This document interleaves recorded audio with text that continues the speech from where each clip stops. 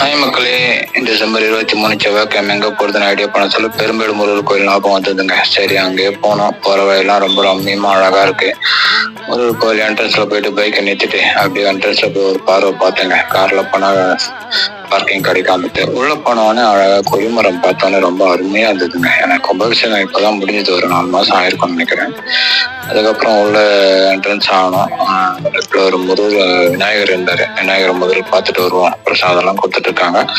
விநாயகர் முதல் பார்த்துட்டு வருவோம்னு சொல்லி பார்த்துட்டு அப்படியே உள்ளே போயிட்டு முழுவர் எடுக்கலாமான்னு சொல்லி குருக்களை கேட்டால் ஐயா வானாயா அப்படின்ட்டாரு. சரி, அவருக்கு மரியாதை கொடுத்துட்டு அப்படியே பின்னாடி வந்து விநாயகர் இங்கேயும் விநாயகருக்கு தனியாக கட்டியிருக்காங்க. பின்னாடி நல்ல பேசஸ்னால ஒரே இடம் இருக்கு பாருங்க. தனித்தனியாக பாத்ரூம் லேட்ரினோட இருக்கு. சிவன் கோயில் பக்கத்தில் இருக்கு. அப்படியே நேரம் இந்த பக்கம் வந்துட்டோம்னா இங்கே ஒரு கோயில், இதுதான் இங்கே தான் சுயம்பு முருகர் கிடைச்சாருன்னு சொல்லி ஒரு இது இருக்குங்க, போர்டு இருக்கு. இந்த இதெல்லாம் கிடைச்ச இடம். அதுக்கப்புறம் நாகர்கோவில் கோயில் அருமையாக இருக்குங்க. நல்லா